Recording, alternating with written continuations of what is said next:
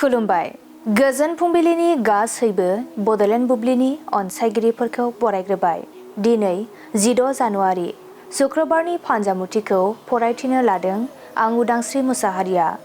फान्जामुथिनि गिबियाव दं मेष राशि। नोंथांनि साननाय हनायनि बेरेखा जानो हागौ गाज्रि सान। बृष राशि। गोबां खामानि मावनो गोनां जानो हागौ, जोबोद मेंनाय मोनगोन। मिथुन राशि।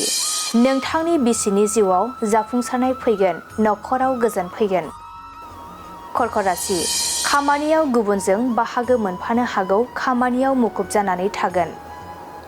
सिंह राशि। माबाफोर आनजाद होयोब्ला नोंथाङा उथ्रिनो गोब्राब जानो हागौ, दावगालांनो गोब्राब जागोन। कन्या राशि। मोजां हाबाफारिफोराव सुथुरनि नोजोर नांगोन, गाज्रि सान। तुला राशि। नोंथांनि नखराव धोन दौलतआ जोबस्रांनो हागौ, जिंगासिना थानांगोन। वृश्चिक राशि। हरखाब मेगननि नुथाया खमायलांनो हागौ, जेंनायाव गोग्लैगोन। धनु राशि। देहायाव जेबो बेराम आजार सोमजिनो हानाय नङा, देहाखौ मोजां मोनगोन। मकर राशि। गोसोआव गुलुं गुजुं साननाय सोमजिगोन, जेबो हाबा मावथेरनो हानाय नङा। कुम्भ राशि। दावगालांनो थाखाय बायदि खाबु मोननो हागौ, गोसोआव नाजाथाबनाय थानांगोन। मीन राशि।